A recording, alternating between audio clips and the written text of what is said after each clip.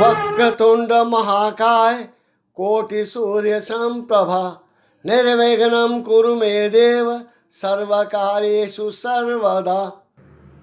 श्रीमद् भगवत गीता सार नाट्य प्रस्तुति। प्रियजनों, सारे विश्व में जीवन और जगत की इतनी यथार्थ, सुंदर एवं कल्याणकारी व्याख्या अन्य कहीं नहीं है। सत्यम शिवम सुंदरम रूपी यह व्याख्या स्वयं भगवान श्री कृष्ण एवं उनके प्रिय सखा अर्जुन के मध्य सर्वसार अमृत बोध की गाथा है।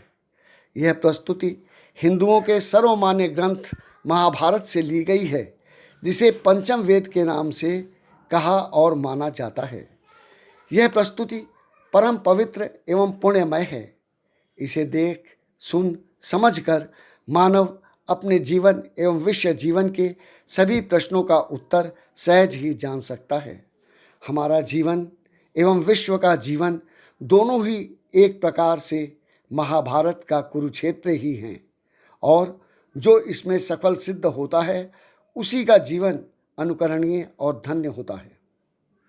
तो आओ अब बिना एक भी पल व्यर्थ किए सीधे प्रस्तुति पर आते हैं, जहां युद्ध हेतु प्रस्तुत कौरव एवं पांडव की सेना के मध्य भगवान श्री कृष्ण एवं अर्जुन प्रारंभ हेतु प्रस्तुत हैं। अर्जुन, तुम जो देखना चाहते थे देख लो, क्योंकि इस समय मैंने समय एवं इन सभी को स्तंभित कर दिया है।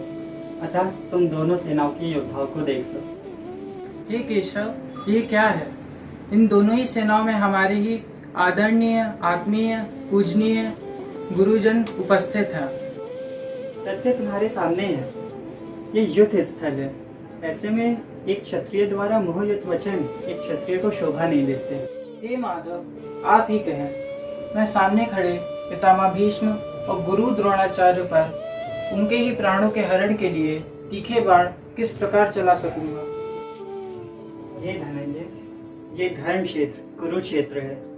यहाँ तुम्हें ये मोह किस हेतु से प्राप्त हो रहा है? क्योंकि ये मोह ना तो पुण्य को देने वाला है और ना ही कीर्ति को। हे मधुसूदन, आप ही कहें, जिन्होंने मुझे गोद में खिलाया है या मैंने जिनको गोद में खिलाया है, मैं उनके प्राण लेने के लिए युद्ध भूमि पर तत्पर कैसे हो जाऊं? ये कार्य मुझे कदापि उचित नहीं लगता। पार्थ, एक क्षत्रिय को धर्म युद्ध उचित नहीं लगता? वो शत्रु पक्ष में खड़े युद्ध को तत्पर हैं और तुम्हें उन्हीं के प्रति मोह हो रहा है। ये तुम्हें क्या हो रहा है पार्थ? संभालो स्वयं को। नहीं केशव, नहीं, कदापि नहीं। मैं गुरुजनों को मारकर उनके रक्त से सने राज्य को नहीं चाहता। मैं ये अधर्म नहीं कर सकता। अर्जुन, आज तो तुम्हारा स्वविवेक भी नष्ट हुआ लगता है। शत्रुओं के प्रति ऐसा मोह तुम्हें लोक और परलोक दोनों से वंचित कर देगा। तुम लोक तथा परलोक दोनों से वंचित हो नष्ट हो जाओगे। ठीक है माधव, गुरुजनों की हत्या कर उन्हें मारकर राजभोग करने से अच्छा है मैं नष्ट हो जाऊं। मैं ये पाप कदापि नहीं कर सकता। अर्जुन, मोह समुद्र में डूबते स्वयं को बचाओ और अपने धर्म का, अपने कर्म का सचमुच स्मरण करो। या तो इस युद्ध में शत्रुओं का वध करके इस धरती का राज भोगो, अथवा उनके द्वारा मारे जाने पर स्वर्ग का राज भोगो। अतः दोनों ही तरह से इस युद्ध से तुम्हारा सिर्फ हित है। तुम ये युद्ध अवश्य करो, यही तुम्हारा धर्म है एवं कर्म है। नहीं केशव, नहीं। अपनों के रक्तपात की कल्पना मात्र से ही मेरे प्राण सूखे जा रहे हैं। मेरा मुंह सूख रहा है, मेरा हृदय कांप रहा है। युद्ध तो क्या, मुझ में धनुष उठाने की भी शक्ति नहीं बची है। मेरे हाथों से धनुष फिसला जा रहा है। अर्जुन, तुम नियति को बदल नहीं सकते, ये सत्य जान लो। और नियति ने इस युद्ध को अनिवार्य बना रखा है। अतः युद्ध तो होगा ही। अब तुम वीरों की भाषा छोड़कर कायरों की भाषा बोलकर अपयश ना लो, क्योंकि अपयश को तो मृत्यु से भी बुरा माना गया है। भगवान, ये नियति क्या है? इसका कर्ता कौन है? जिसका होना तय है वही नियति है, और नियति का कर्ता स्वयं विधाता है, अर्थात ब्रह्मा। उनका रचा विधान व्यर्थ नहीं हो सकता। क्या ये युद्ध अनिवार्य है? ये टल नहीं सकता हमारे चाहने पर भी। तो क्या पार्थ, ये युद्ध तुम पांडवों का या तुम्हारा लाया हुआ है? क्या इस युद्ध का आह्वान तुम लोगों ने किया था? नहीं पार्थ, नहीं। ये युद्ध तो अन्यायी दुर्योधन एवं कर्ण आदि का लाया हुआ है, एवं पितामह भीष्म, गुरु द्रोण एवं कृपाचार्य आदि भी इस युद्ध का अभिन्न अंग बन गए हैं। अधर्म पे तो वे हैं और वे जानते भी हैं। अर्जुन, एक सत्य तुम ये भी जान लो कि तुम्हारे पितामह भीष्म एवं गुरु द्रोण भी हृदय से यही चाहते हैं कि तुम इस युद्ध को करो एवं इसमें विजयी हो, क्योंकि संसार के कल्याण के लिए एवं सृष्टि चक्र के नियमित संचालन हेतु ये युद्ध एवं इस युद्ध में तुम्हारी विजय अनिवार्य है। तभी उन दोनों का आशीर्वाद और मेरा साथ तुम्हारे ही पक्ष में है। प्रभु, तब भी मैं युद्ध ना करूं तो? तुम्हारे ना कहने से क्या होगा? क्या ये युद्ध तुम्हारा लाया हुआ है? नहीं अर्जुन, नहीं। ये युद्ध तो इस युग का एक अनिवार्य अंग बन गया है। ये युद्ध होकर ही रहेगा और तुम ही इस युद्ध के महानायक बनोगे, ये भी निश्चित है। अपने अंतर में झांक कर देखो, सब स्पष्ट हो जाएगा। प्रभु, आप हमें सत्य का ज्ञान दें, जिससे मैं अपने कर्तव्य का पालन कर सकूं। हे अर्जुन, ये सारा संसार मैंने ही रचा है। ये जो अनन्य प्रकृति है, ये सबकी माता है और मैं ही इसके गर्भ में बीज का स्थापन करने वाला सबका पिता हूँ। अर्जुन, मैं ही सत रज तम इन तीनों गुणों को धारण कर क्रमशः ब्रह्मा विष्णु महेश का रूप धर, सरस्वती लक्ष्मी एवं गौरी का रूप धर, सरस्वती एवं ब्रह्मा रूप से इस सृष्टि की रचना करता हूँ, लक्ष्मी नारायण रूप से इस सृष्टि का पालन करता हूँ एवं गौरी शंकर रूप से इस सृष्टि का नाश करता हूँ। अर्जुन, मैं तुम्हें दिव्य दृष्टि देता हूँ, जिससे तुम मेरे महाविराट रूप को देख सको, सत्य को जान सको, मोह को त्याग सको एवं युद्ध कर सको। देखो अर्जुन, देखो, मैं ही काल हूँ, मैं ही महाकाल, मैं ही त्रिदेव, मैं ही त्रिदेवी, मैं ही सुर, मैं ही असुर, मैं ही सारे देवी देवता हूँ, सब मैं ही हूँ। प्रभु, मैं भयभीत हो रहा हूँ, कृपया कर आप अपने इस रूप को छुपा लीजिए। हे श्री कृष्ण, आप ही जगत के स्वामी, ईश्वर और परमात्मा हैं। मैंने आपको जान लिया है, आप ही आदि और अंत हैं। अतः जगत के बारे में आप मुझे विस्तार से बताएं। हे अर्जुन, तुम मेरे प्रिय हो, इसलिए मैं तुम्हें सारे रहस्य बता रहा हूँ। वैसे तो ये सृष्टि रचना सिर्फ मेरा खेल है, मनोरंजन है एवं समय व्यतीत करने का एक साधन है, किंतु इसका एक बहुत बड़ा कारण भी है। उसी के लिए मैं ये सृष्टि रचना करता हूँ। प्रभु, वो क्या है? कृपया मुझे विस्तार से बताएं। मैं आपका दास हूँ, आपकी शरण में हूँ। अर्जुन, ये सत्य जान लो कि यह सृष्टि चक्र सहजता से चल सके, इसके लिए महाभारत युद्ध अनिवार्य है। ऐसा क्यों प्रभु? ऐसा इसलिए क्योंकि यदि यह महाभारत युद्ध नहीं होगा तो धर्म की हानि एवं अधर्म की वृद्धि होगी। तुम स्वयं सोचो कि कौरवों एवं दुर्योधन ने तुम्हारे साथ कितना अन्याय किया है, एवं पितामह भीष्म एवं गुरु द्रोण भी उनका साथ दे रहे हैं, उन्हें पोषित कर रहे हैं। अतः सृष्टि के हित में ये युद्ध आवश्यक बन गया है। हे कृष्ण, ये सृष्टि चक्र क्या है? कृपया आप मुझे विस्तार से बताएं। हे अर्जुन, अब सावधान होकर सुनो। अब मैं तुम्हें सृष्टि का वो रहस्य बताऊंगा जिससे तुम्हारा तो भला होगा ही, साथ में सारे संसार का भी भला होगा। तो ध्यान से सुनो। प्रभु, मैं आपका प्रिय सखा हूँ, आपका शिष्य भी हूँ, अतः आपसे ज्ञान प्राप्त करने का अधिकारी भी हूँ। अतः मुझे अपना कृपा पात्र समझकर रहस्य प्रदान करें।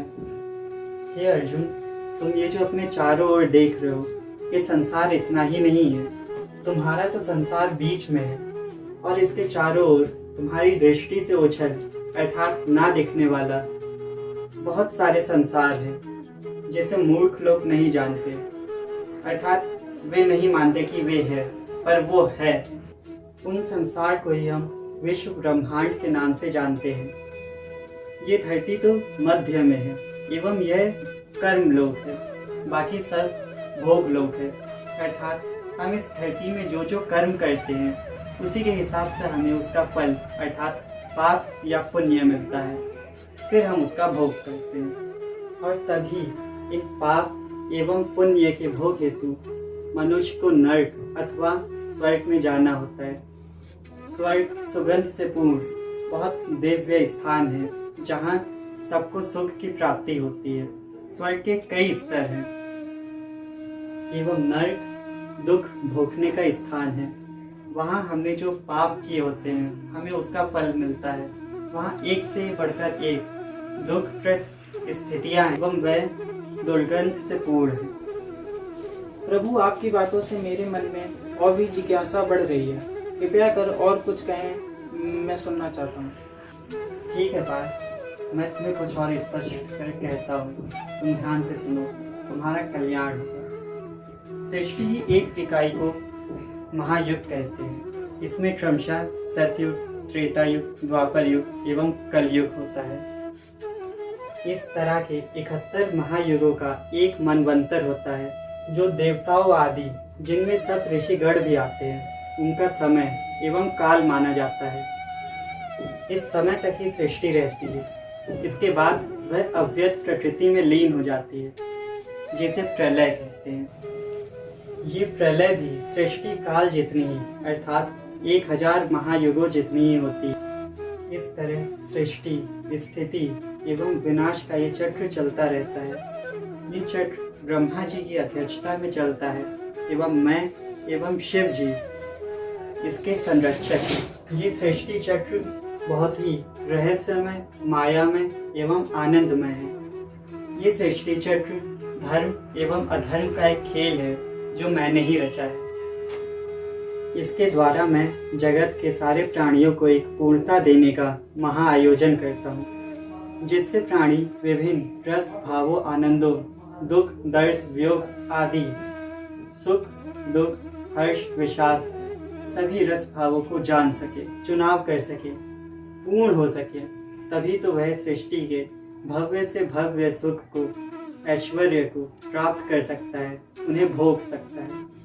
इसीलिए मैं सदा से सृष्टि, स्थिति, विनाश का ये खेल खेलता आया हूँ एवं अनंत काल तक खेलता रहूँगा, सबके हितार्थ। और अर्जुन, इसी श्रृंखला में आज महाभारत का ये युद्ध प्रस्तुत है एवं इसमें तुम मेरे साधक हो। हे केशव, ऐसे महायुद्ध जो महाविनाश का कारण बन जाते हैं, ये अनिवार्य क्यों हो जाते हैं? हे अर्जुन, अब मैं 1000 महायुगों में एक महायुग का वर्णन करता हूँ। शेष का भी उसी प्रकार है। सतयुग से कलयुग तक की यात्रा धर्म से अधर्म तक की यात्रा है, जिसका लक्ष्य मैं पहले ही स्पष्ट कर चुका हूँ। इस यात्रा में एक संतुलन की व्यवस्था परम आवश्यक है, जो कभी कभी भंग हो जाती है एवं जगत के अधिकारीगण उसे व्यवस्थित नहीं कर पाते हैं। पार्थ, जब जब ऐसी स्थिति आती है तब तब मैं स्वयं आता हूँ। यदा यदा ही धर्मस्य ग्लानिर्भवति भारत अभ्युत्थानम अधर्मस्य तदात्मानं सृजाम्यहम् परित्राणाय साधूनां विनाशाय च दुष्कृतां धर्म संस्थापनार्थाय संभवामि युगे युगे। यदा यदा हि धर्मस्य ग्लानिर्भवति भारत अभ्युत्थानम् अधर्मस्य तदात्मानं सृजाम्यहम् परित्राणाय साधूनां विनाशाय च दुष्कृतां धर्म संस्थापनार्थाय संभवामि युगे युगे। अर्जुन, यदि ऐसे में मैं ना आऊं, अधर्मियों का नाश ना करूं, तो ये सृष्टि चक्र नहीं चल पाएगा, भंग हो जाएगा। क्योंकि अधर्म के अधिक होने पर यह सृष्टि चक्र का चलना संभव नहीं है। प्रभु, अब मैं धर्म, अधर्म और पाप पुण्य के बारे में विस्तार से जानना चाहता हूँ। कृपया कर कहिए प्रभु। ये पार्थ, वैसे तो ये रहस्य अत्यंत गूढ़ है, परंतु यदि एक वाक्य में कहा जाए तो सृष्टि चक्र के अनुकूल जितने भी कर्म हैं वही धर्म है, वही पुण्य पद है, और सृष्टि चक्र के प्रतिकूल जितने भी कर्म हैं वही अधर्म है, वही पाप पद है। प्रभु, अंत में बस इतना बता दे कि ये मोह क्या होता है और इसका नाश कैसे होता है? ये पार्थ, अज्ञान ही मोह का कारण है और ज्ञान ही इससे मुक्ति पाने का एकमात्र उपाय। अर्जुन, अब तुम मेरी अति आवश्यक वाणी सुनो जो तुम्हारे सारे मोह को नष्ट कर देगी।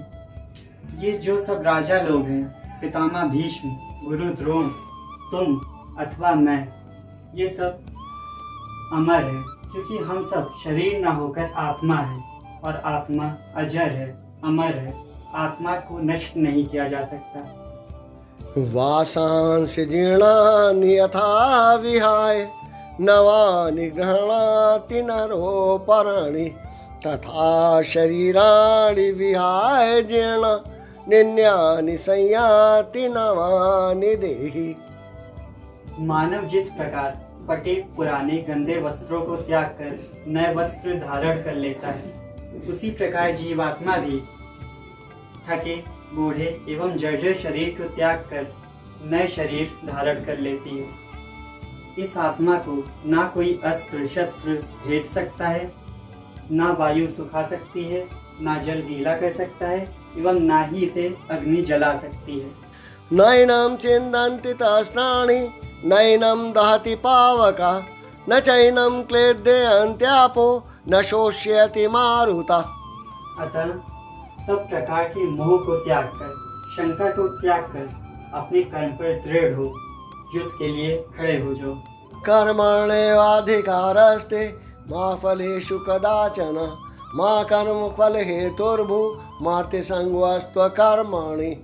अर्थात हे अर्जुन, कर्म पर ही तुम्हारा अधिकार है, फल पर तुम्हारा अधिकार नहीं है। तुम अपना कर्म करो, फल के हेतु ना बनो। प्रभु, अब मैं आपको जान गया हूँ, अब मेरा मोह दूर हो गया। भगवान माधव कृष्ण की अनुपम ये ऊर्जा धार है। मैं युद्ध के लिए सज्ज हूँ।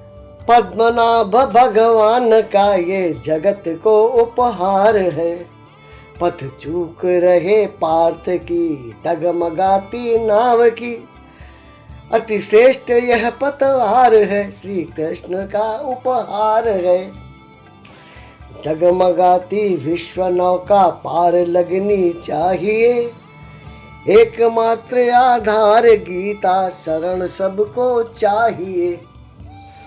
स्वार्थ मोह आतंक से भरा हुआ संसार है, विश्व की हर व्यथा का हरण गीता सार है। भगवान माधव कृष्ण की अनुपम ये ऊर्जा धार है, विश्व की हर व्यथा का हरण गीता सार है, विश्व की हर व्यथा का हरण गीता सार है।